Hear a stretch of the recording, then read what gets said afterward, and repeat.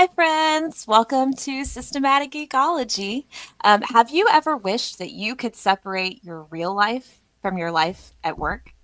In the words of Harmony Cobell in season one of Severance, the surest way to tame a prisoner is to let him believe he's free. In today's episode, we're going to be diving into the world of Severance, which thankfully just got renewed for a third season. Thank Of goodness, course. because after that ending on season two, I need more. Or maybe I don't. Maybe that's the problem is we need less Severance. Who knows? But just a warning, this episode will contain spoilers for season two. So join us. Hope you'll enjoy our conversation today. Our goal in this episode is to discuss and to think deeper about one of Apple TV's most confusing and intriguing shows. We also hope that if you haven't watched it yet, you'll leave and want to go watch all of it and then come back and talk more about it. So we're going to dive in here in just a few minutes. So welcome, friends. I'm Laura Wittman. I'm one of our hosts for today, and I'm joined by my friend Will Rose. Will, do you want to say hi and introduce yourself? Yeah. Hey, everybody. And so, yeah, even if there are spoilers in the show, you listen to this entire episode, there's no way that we're going to solve all the mysteries. You can go back and watch it like you're watching it for the first time. No matter what we say in this episode, you'll probably forget or get confused and then go back because that's what it is. And that's why it makes it so intriguing and luring and why I can't stop watching it. So, yeah, I'm a huge fan. And there's other hosts on Systematic Geekology who wish they could be a part of this conversation. So, this will not be the last time we discuss Severance before season 3 comes out. So there'll be more episodes about this for sure. Absolutely. So, Will, what have you been geeking out on lately?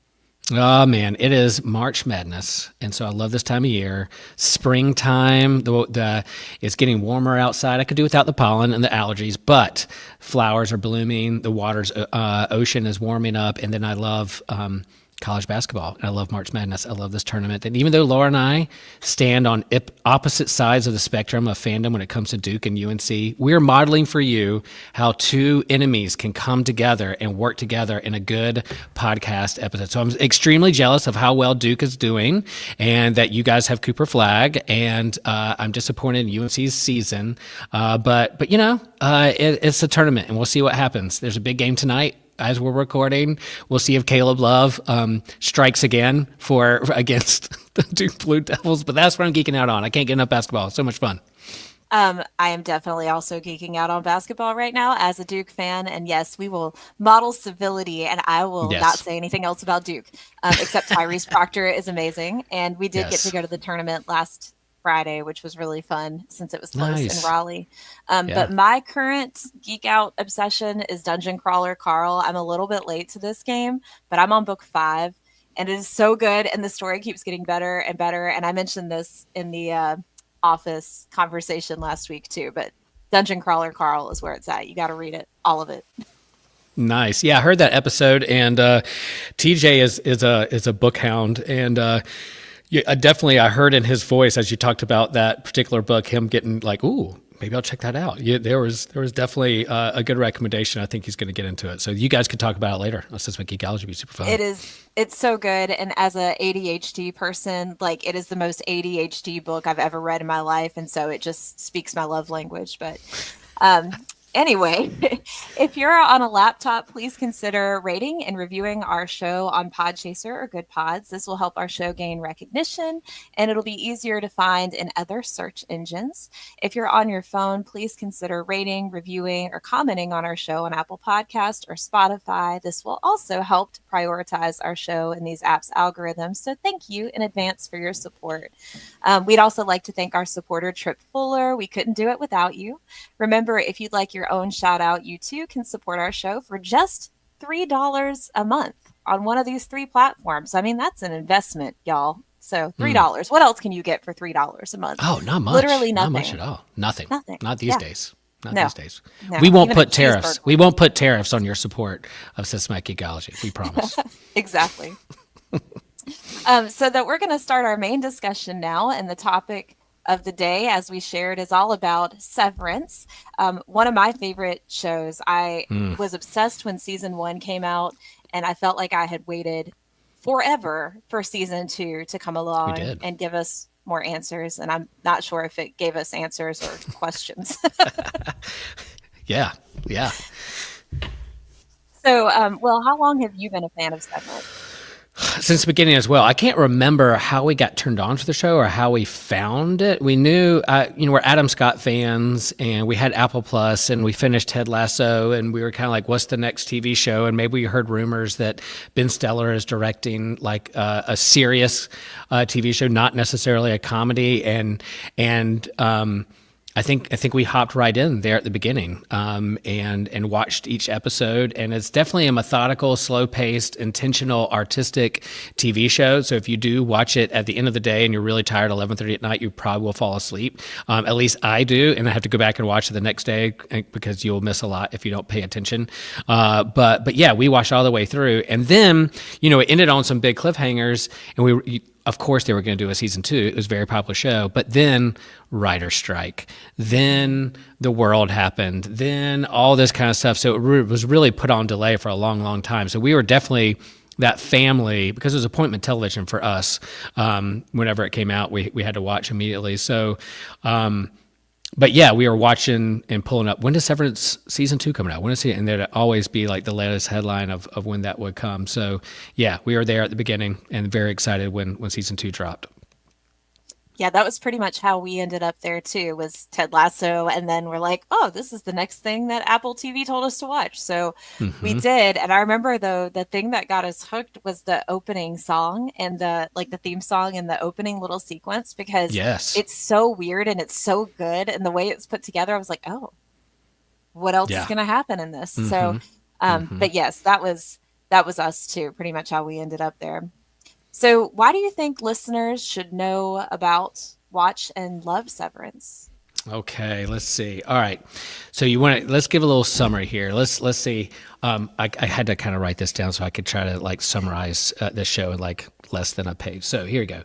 A guy named Mark lost his wife and has debilitating grief. And so in order to escape that grief, he goes to work for this mysterious company, Lumen, who has developed the tech to sever your brain, to separate your work-life self with your real-world self. So your work-life personality and your real-world personality are two separate people, yet you're embodied in one body. So at work, you have no idea who your outside work self is, and then when you're in the world, you have no idea who your at-work personality or person is. And so there's this, of course, this character development, and you care about the characters and what they're wrestling with and why they made this choice. But there's also this ethics and mystery around the process and this corporation Lumen who made this. And out in the world, people have written books, and there's a lot of media around like this company and whether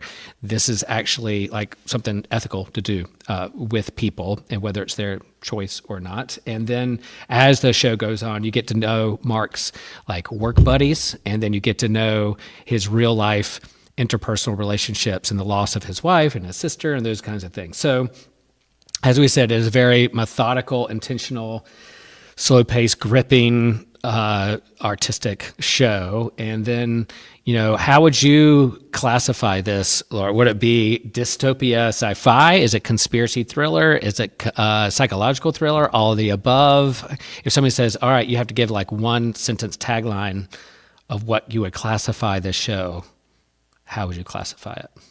Ooh, that's rough.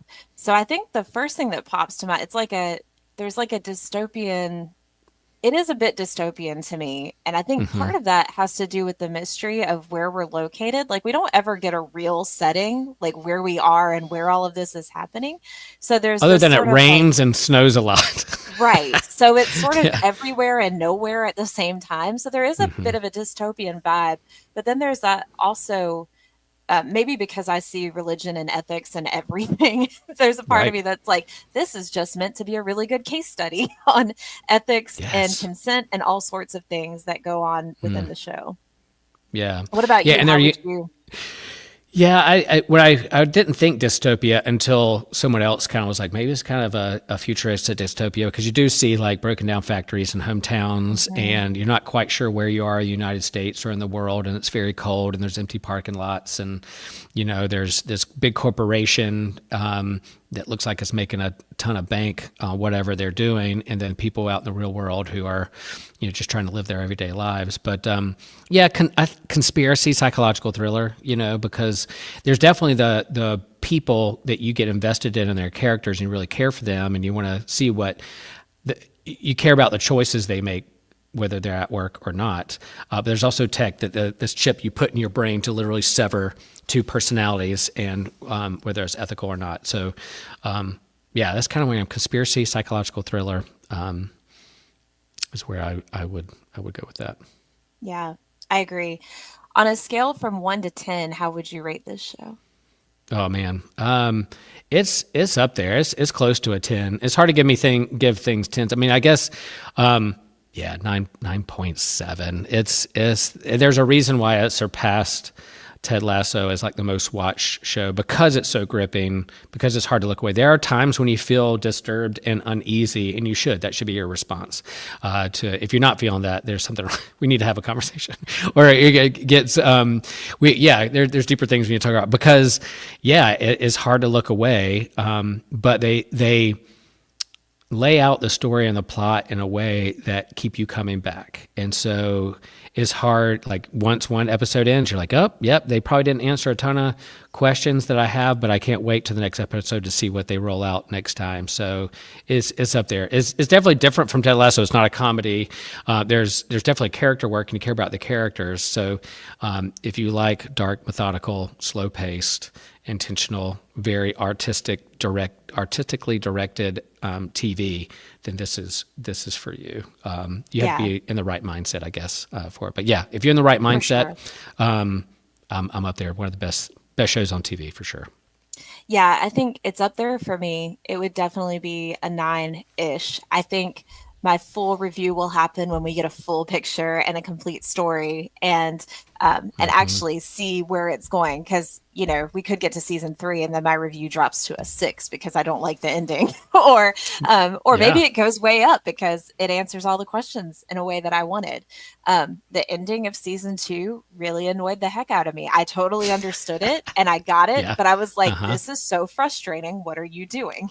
And we can come back to that some in a minute too. But and I also share that I was a big fan of Lost when it was coming out on the weekly TV. I don't know what your feelings on Lost, if you are a Lost watcher, but in terms of like the mystery of who these characters are, the flashbacks, the flash forwards, the company behind it all, the conspiracy theories, and them answering questions along the way, it has that kind of Lost vibe for me, which is, I really like that. And so, my headcanon, if they wait too long and wait to season 3 for a couple years, and I write in my head what I think should happen, and if you do it too long, then, and you don't answer sometimes I get disappointed, but I'll let them tell the story that they want to tell. And then, it's not over yet. We'll see. But for now, season 1's and 2, gripping TV, fully worth my time and investment to really be invested in the show. And then, hopefully season 3, and it's a moneymaker. Who knows whether it's the last season or they do 5 seasons? I don't know. There's a lot of material there. They could go forever if they wanted to, but hopefully they land the plane right. No, it was funny because we got to when we watched the season finale this weekend, the next thing that popped up was Ted Lasso. And I was like, don't you want to watch this? And my husband's like, this is way too happy. I can't jump from Severance to happy and funny. I need something a little darker to ease me into all the joy. So emotional whiplash, yes. Exactly. So what are some of the themes of the show that stood out to you? Mm-hmm. I think, I immediately taken, especially with season 1, is this kind of work-life balance. I think people work a lot and they have their people they work with and what they're invested in, and then they go home, and what do they do at their home? Their kind of work-life balance and separations and what that looks like. It takes it to the extreme of, I couldn't imagine if I didn't know what Pastor Will is like in the church office, and then Will Rose outside the church office doing whatever, two separate people. But there are times, I wish I could clock out and not think of things and not wrestle with what happened during the day and just live my life totally separate from that. But then, so work-life balance is the main thing that I think about, and then the interpersonal relationships of who we get close to, and whoever you work with and whoever you live with, it's hard not to be entangled with who they are and what they care about and what they wrestle with in their daily lives. Exactly. Yeah, I think the relationship part is a big thing because you see like with Mark especially, right? He has two different very real relationships. Like, and one of the best things I think we see in season 2 is when he has this whole conversation with himself. He's got this video Yes. camera, which by the way, again to the dystopian like loss of time thing, like he's using like an old Sony like handy cam sort of thing, Yes, he is. which is Yes. hilarious. And so there's this back and forth dialogue with himself where he's explaining his relationship and why he wants to find his wife. And then the real kicker moment is when he doesn't get Helly's name right. And you see Innie Mark sort of have this this moment where he's like, "Oh, you don't care about me at all because you don't even know the name of the person I'm in a relationship with." And we see this Right. sort of this shift from caring about Audi Mark to suddenly having this real resentment. Are you just using me? And so there's this mystery that he can't even trust himself. Like you don't know who you are on the outside, who you are on the inside. And are Ah, both of those the real Mark? And yet you don't know because, yeah, that sense of trust that comes in. And you see that with Helly too, with her Audi versus her Innie, and when they're on the camping trip and you see Audi Helly, but they don't know that it's Audi Helly really. And so there's all of these things that happen that are an interference of another person's relationship, even though it's them, it's not them. So yeah, yeah. I like that aspect. Yeah, that was one of the most brilliant parts in the final episode of him literally arguing with himself and trying to make the point because they are almost two separate personalities and characters at this point in the show. And they're having a conversation and that trust. Do you trust yourself? And those things. And when we talk like Audi and Innie, those are some of the language and codes that they use in there. Yeah, if you pull up Audi and Innie on the internet, you're going to get like belly buttons and Severance. Severance will come out first, and then they'll talk about belly buttons. But like, there's definitely this understanding of the. In these elevator scenes and the floor that they work on, there you see the shift of the special effect of like their eyes rolling back in their head, and when they get off the elevator and get on their work floor, they're Mark S on the inside, they're Innie, and then when he leaves the elevator, boom, he goes to his parking lot and he's a different Mark out in the world. And that dichotomy, but yet they're the same person, adds a lot to that. And then his coworkers and his family that care about him on the outside. And then some of the mystery of season 1 and 2 is that he's neighbors with like his boss on the outside, and he doesn't know that that's his boss on the inside. So right. that those are the things you're like, oh snap, like that's his boss on the Lumen floor, and then but he doesn't know that when he's out in the world and he's just trying to like fall asleep through self medication, all those things. So yeah, Right. it's powerful. Well, and then we have this whole mystery of what it is that they actually do when they're working, right? So, like, they're rolling around and there's clicking on these clusters of numbers that look like they mean nothing, but they're looking for a feeling. And then he files them away. And then we see that all of this stuff that he's working on is affecting what his wife is going through and experiencing on the other side of wherever it is that she's in within this building. Yeah. And being basically tortured. We see this scene with her going into a dentist office. And for that particular version of her severed soul, all she's ever experiencing is the dentist office. So even though her Audi, leaves and recovers somewhat, it's almost like an eternal damnation, for lack of a Yeah. better term, where she's living within that. Um, Yep. and yeah, it's that's awful. I mean, it gives us some how do we wrestle with the consequences of what we're doing to another part of ourselves because we're detached from it? What are we missing with what's going on in that inner part?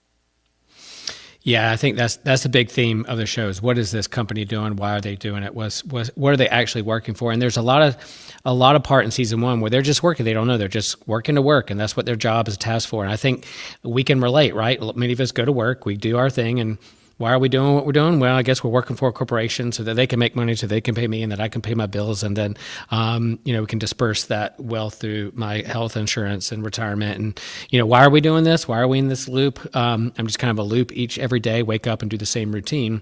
You definitely feel that aspect of the show. But then, the grief of his losing his wife, and the big cliffhanger at the end of season 1, spoiler, you'll forget by the time you watch all the way through at the end, is that his wife is actually alive and in Lumen with him. In season 2 unpacks, and you get to find out that they're actually working, that she's the main experiment of how many personalities, how many consciousness, what her soul, how many times they can separate a particular person for Lumen, probably just to have like a mindless workforce, or they can control people or whatever. That's kind of the mystery of why, but we'll talk more characters in a minute. But yeah, you find out that all what they're doing is deeply connected to this person Mark unconsciously has a deep connection with and for. Absolutely. Yeah, it's difficult. And again, another spoiler alert, although we've given lots of spoilers at the Yeah, very don't click on this if you haven't watched the show. at the very end of season 2, we see this encounter where he finally gets Gemma, right? And he gets her to the stairwell and he pushes her through, and then he turns around, Mark turns around, and he sees Helly there. And Yeah. they run off, and where they're running to, I don't know, because there's no escaping from that particular area. They're running back into the craziness of whatever is going on. And you see Gemma just there, like, crying and, begging for him to come out, because she's also been waiting for him. All she's been asking this whole time is, can I go home? Can I? Yeah. So there's a whole lot of ethical stuff to talk about in this show. And I think this is one of those particular things, is the ethics of what we don't mind putting other people through for the sake of self-preservation, right? Like Audi Mark is thinking about Audi Mark, Innie Mark's thinking about Innie Mark, but there seems to be almost no hesitation with watching Gemma in the stairway, just like crying, because all she wants is to get that peace that she's been looking for.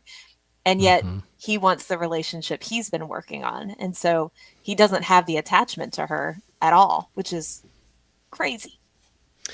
Yeah, and does she know he doesn't have the attach, or like, Mark, come back? But his attachment at that point, and he is with Helly, and so yeah, it was heartbreaking for Gemma. You've been pulling for her this whole season, and then to see him turn his back on her, and I really see, if we want to do like speculation for season 3, but really she's going to go back out and hopefully meet Mark's sister and Coble, and be like, all right, what do we do now? How do we get Mark from the inside? And yeah, you see, it's not just Mark wrestling with their inner reality. Like, the whole cast of characters, they do a great job over the course of these 2 seasons, getting to know these characters. And Helly, in terms of being in the family who owns Lumen, man, my favorite part in season 2, or I think it was the last episode, maybe the second to last or last episode, is when Helly sees her dad, and she really doesn't know it's her dad who's like runs things, and she was like,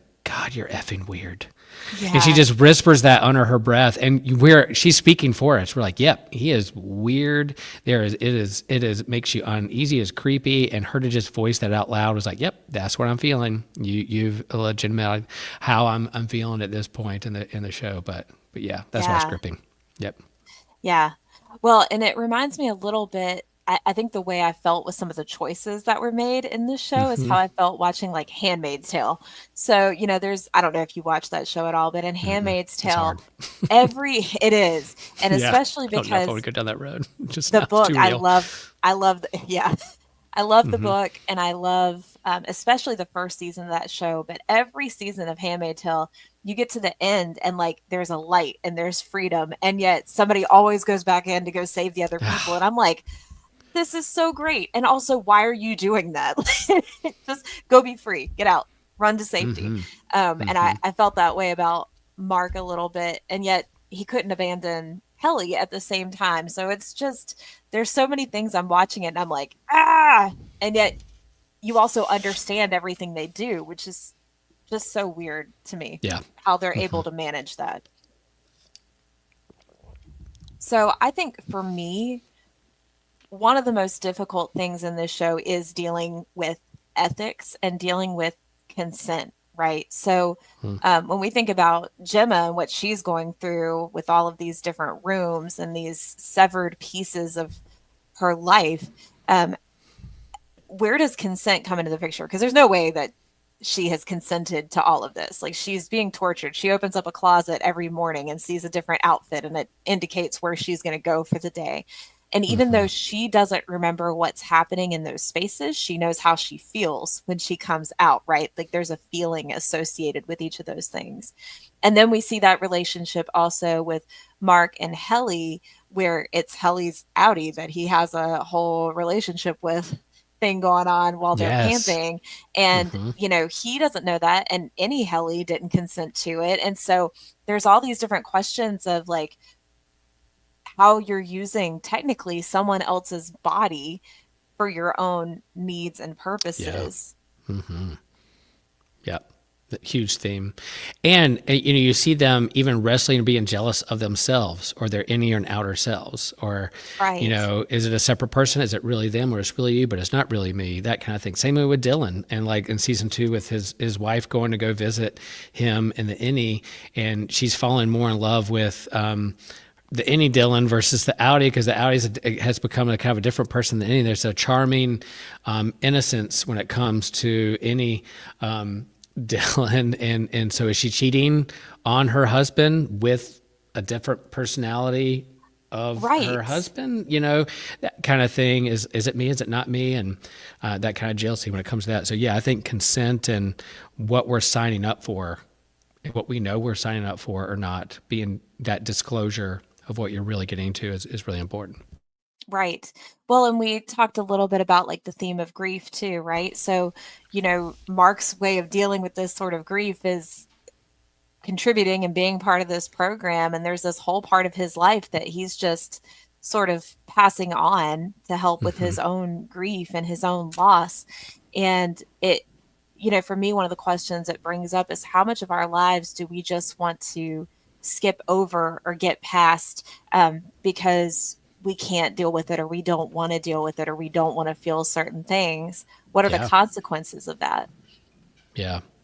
Yeah, so almost like he needs a break, but it's his Audi doesn't know that he's getting a break. But he's like, I just need this time away from my grief. But yet, when he gets back to his normal self, I wonder the toll it takes on his body and mind. And eventually, through this, he does in season 1, he has a friend that he worked with that left and then came back, and he's trying to warn him. And you see the toll that it takes on his body too, and the mindset of what that means. This chip, the side effects of being severed and having a chip put in your brain is super real. And so they try to merge the two in season 2, which you're worried because you've seen how it does with his friend that literally killed him in season 1. And so you're worried for Mark.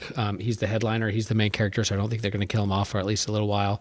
But you see that where that happens. And again, I think we learn more about Gemma in season 2, and we get the full episode backstory of their relationship and having to try to have kids and having a hard time and infidelity and going to the fertility doctor. And was she kidnapped? Did she really have a car wreck and they faked her death so they could experiment on her? Or did she was really frustrated with Mark and the situation that she went ahead and signed up for this because she saw this as an opportunity for her to escape, but she didn't quite know what she was getting into. They're doing certain things to her that she didn't know she was signing up for. So did she fake her own death? Did they fake her death? All that still needs to be answered. But yeah, they're both trying to escape things. And then this corporation is commodifying their grief and working off profit of or trying to change the world through what they've discovered and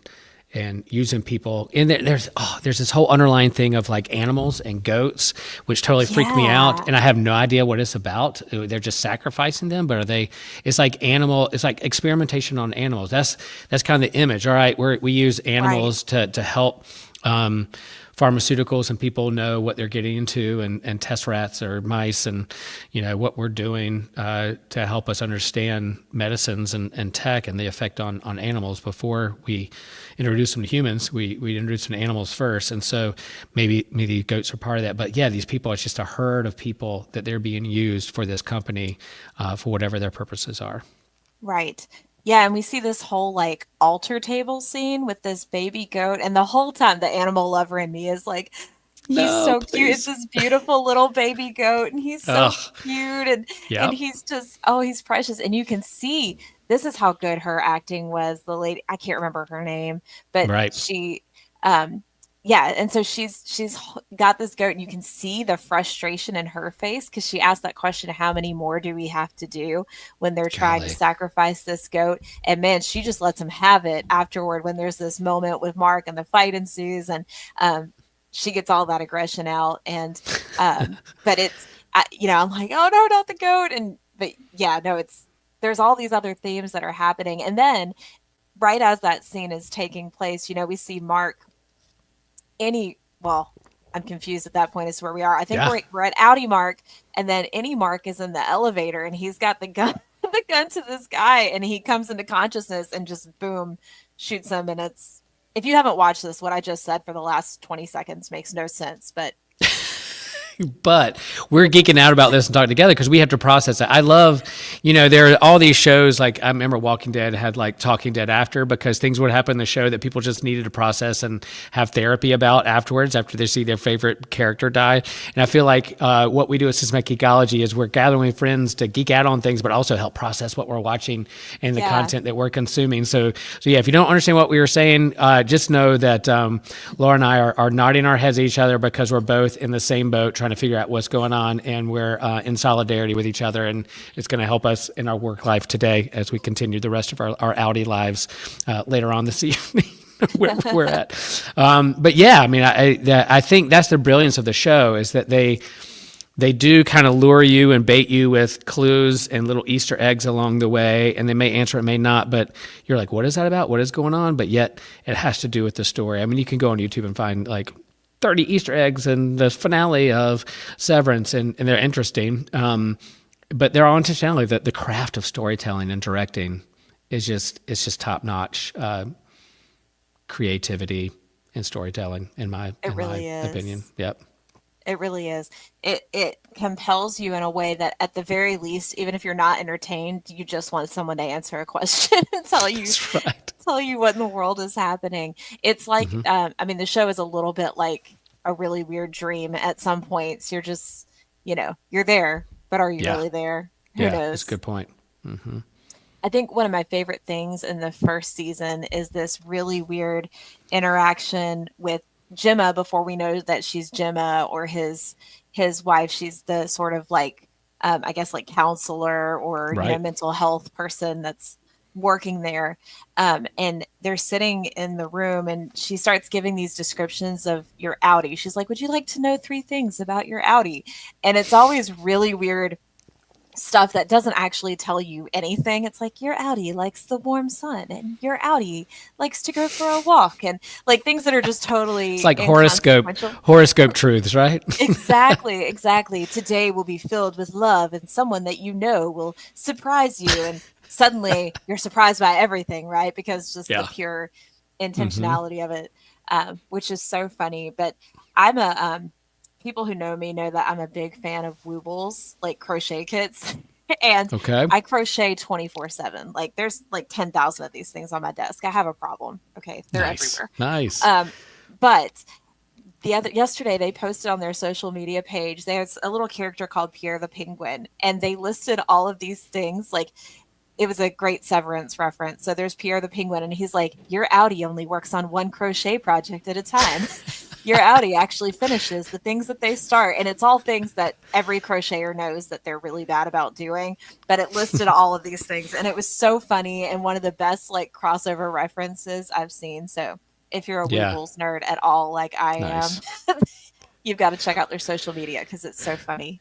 Well, I think we mentioned too is like even if you're not watching the show, there's people who are like there's memes going around and gifs and gifs, that are just like classic. Every time there's a show, it's like, oh, that's going to be a meme. That's going to be something. The finale with this marching band, Yes. and that I had like what the F is going on at this moment? And they're like, do you feel uneasy or you don't know what's going on? Good. That's intentional. But yeah, just the memes and the dancing and the rewards that these workers get in their waffle day or whatever is going on is just classic. They'll stand the test of time for sure. A decade from now, they'll be talking about these memes they've been passed around. I think it's so funny, especially that band scene, because I had a lot of questions about that too. Are all of those Yes. people severed? Do we just have a Yes. band that like Right. lives Yeah. in the building somewhere and they, did all these people wake up one day and then suddenly boom, they're in Lumen and they're playing a trumpet and, dancing Ugh. in a drum line, who knows?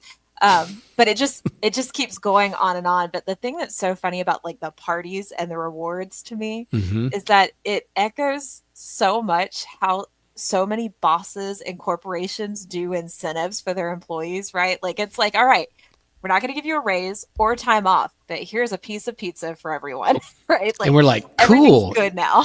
Yeah, everything is good now. Yeah, you get to put on some disco music with a mirror ball, and that'll make you feel better for a couple hours, and then it's back to work, back to Exactly. serve your boss and whatever they feel like is good. So Now I've yeah, got to say I'm really bad when it comes to those kind of things because I low key love it. If you're like, hey, free coffee day, I'm like, sweet, you love me. Thank you. that's right. If you get here 5 minutes early, you get a free pretzel. Boom. Okay, I'm there. 5 minutes Yes. early. Got it. Sold. Done. Sold. Sold. I'm my kind of personality is the reason that bosses do those things. They're That's like, right. God, we you're keep a real feeding the team system. player.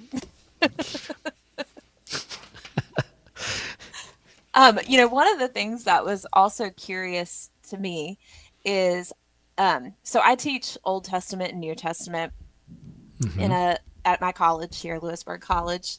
And one of the things we talk a lot about in my New Testament class is dualistic theology, right? Mm-hmm. And so what I mean by that is this sort of idea that some things are good and some things are bad. In Mark's theology, especially, we sort of get this idea that there's like this separation of body from soul. Like the body is bad, the soul is good. And Mark is sort of standalone in that. The other gospels don't write that way Not as Mark from much. Severance, but the Gospel of Mark Yes, is what you're yes, saying. Yeah, not yeah. thank you. Not Mark S. Mark's Audi wrote the Synoptic. gospel. Synoptic Mark. Synoptic Mark. Yes. Yeah. Yeah. Yeah. Yes. He used the Q source and all of that. So, but Mark, the gospel, not Audi Mark. Mm-hmm. Yep. Although I'm assuming he was an Audi version of himself, but Mark, who wrote Sure. the gospel, I'm going to get myself together now. He sort of has this idea where some things are good, some things are bad. Soul is good, body is bad. Plato, as a philosopher, also sort of had this theology and understanding. The body is bad, the soul is good, and so I wonder, what this really says about who we are and what we define as good or bad. Are Mm. our souls intrinsically good? Our bodies bad? And I ask this about Severance in particular because there's this Yeah. one passing scene that almost has no attention to it. I mean, it's like quick, where they're talking about at my Presbyterian church this week, we were discussing the ethics of innies, and do innies have souls? And the idea that the pastor landed on was that innies do have souls, like they have their own soul and they are capable of salvation. So if your soul on the outside is bad intrinsically, but you have a good innie, is there a separation where part of you is Mm. going to heaven and part of you is suffering from some sort of eternal punishment, whatever your theology is around that? And that question really got me as we were watching the show. And I don't have an answer to it, but it was certainly curious at the very least of this idea of that sort of dualistic thinking. Yeah. Do they reference Lutheran too? Like I think at some point they might have referenced to Lutheran, and I was like, what? We gotta We got a shout out. I could be me thinking of something And it might else. have been Lutheran and not Presbyterian, but it was Yeah, some church that, some yeah. church, and it makes sense. Like if there's a corporation pushing like tech in a way that's changing how people operate in the world by putting a chip in their brain, then of course, hopefully, religion, spirituality, churches will have conversations about the ethics behind the bioethics of this thing. And we're doing it now with AI. My church does a lot with faith and science, and talking about technology and faith and science and what we're using, how we're using it, being good stewards of the tech that's in front of us, the accelerating nature of what that can mean in AI and what it means to be human. All that stuff bumps up and it rubs up against each other. So I'm glad that they reference that. Hopefully there's a church out there that is talking about the ethics and bioethics of what's going on in Severance and what's going on. But then it pushes the question about what does it mean to be human, and then what my soul and what animates me, and the separation between the two. And I think in the scriptures, you say Mark, but I think John does a lot of it too. And then there's early church heresies around Gnosticism, of the separation of body and spirit, and that it's my body this bad, my spirit's going to escape my body. And there's a deep theological reflection within Judaism and early Christianity that there's a reason why Christ was resurrected bodily and doesn't reject the body. It's not that his spirit floated up to heaven after he lived a good life, but he met his disciples and they could put their fingers in his scars, and he had breakfast with them. There's an embodiment with him, so his body is not separated from his soul. That's kind of a Greek understanding of soul and body. Mm-hmm. So it does go down that road, and you're 100% right that in the midst of being distracted by marching bands and mirror balls and waffle day and wanting Gemma to get out to safety, there's a theological, philosophical conversation here around body, soul, spirit, body, mind, spirit, and how they're connected with one another. And you see the difference in personality between Innie and Audi Mark, but they're the same person. And they're different souls, or they're the same soul. Good conversation. I don't have an answer, but it does push us to kind of reflect on those similar comments. Even like multiverse talk is like, is there a Will out there that didn't grow up at the beach but grew up in the mountains and liked to hunt? That's a totally different Will than Will Rose in Chapel Hill, North Carolina. So, but we're still our own selves, and we make our own choices.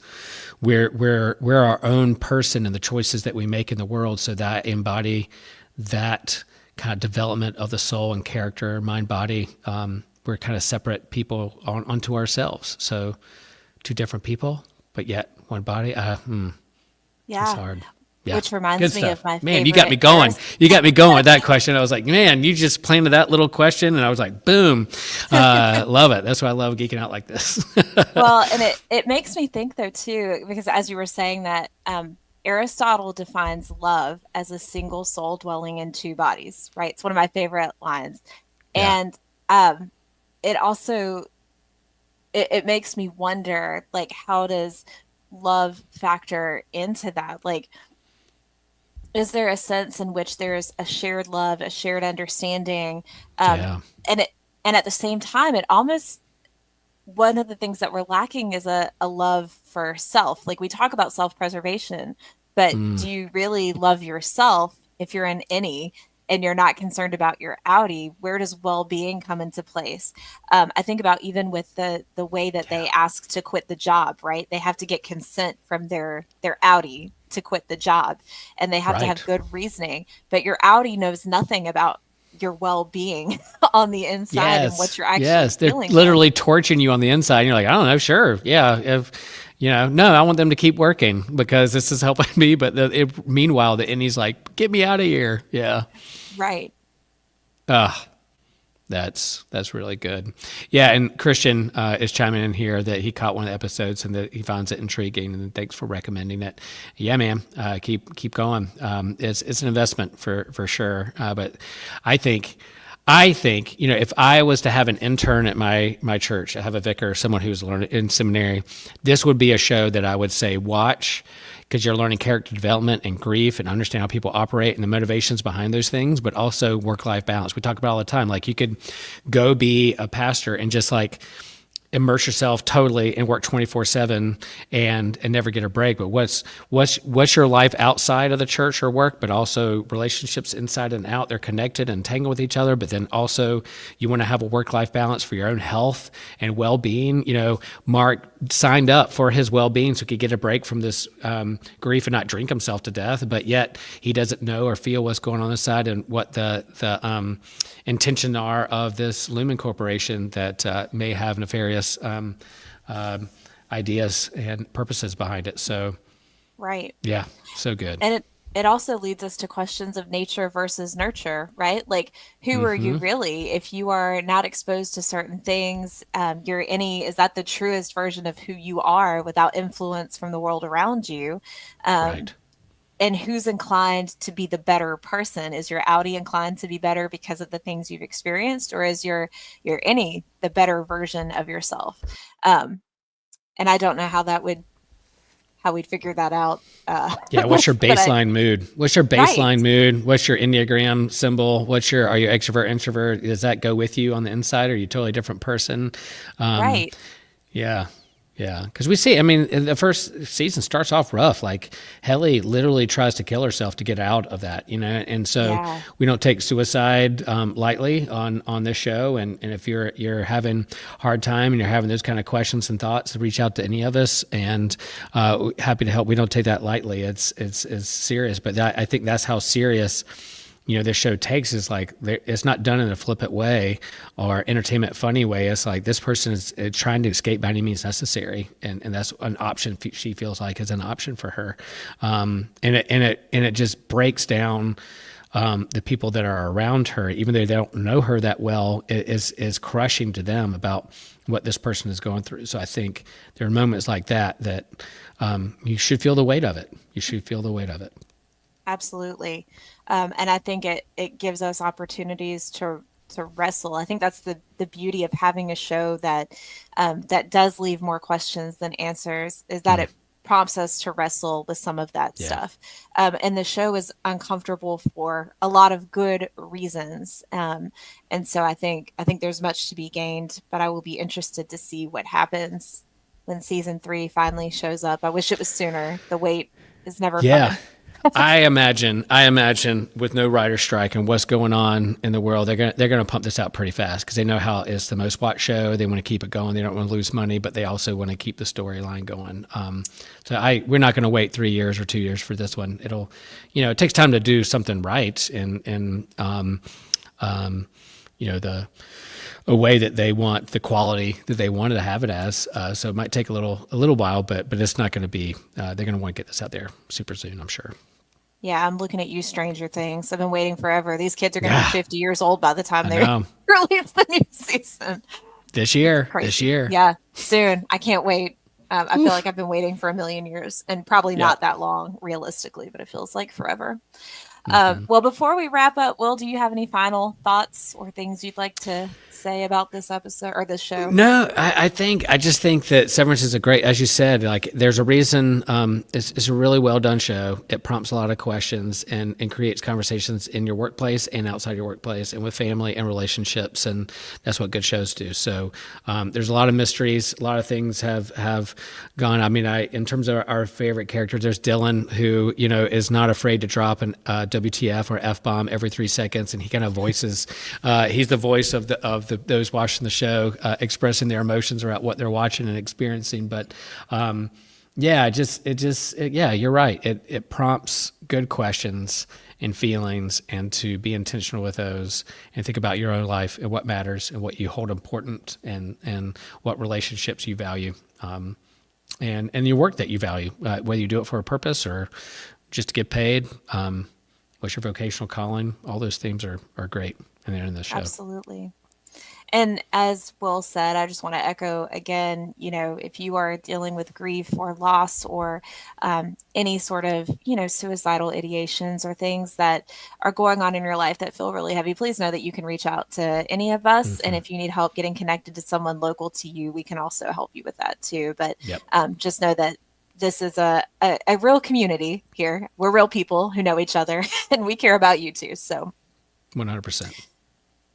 so, friends, as we wrap up today. For those of you who are supporters of the show, we thank you for continuing to be supporters of the show and doing that. We're going to give you a little preview of something today. For those of you who are supporters, you know that we like to do something called a bonus question that is just for those who support.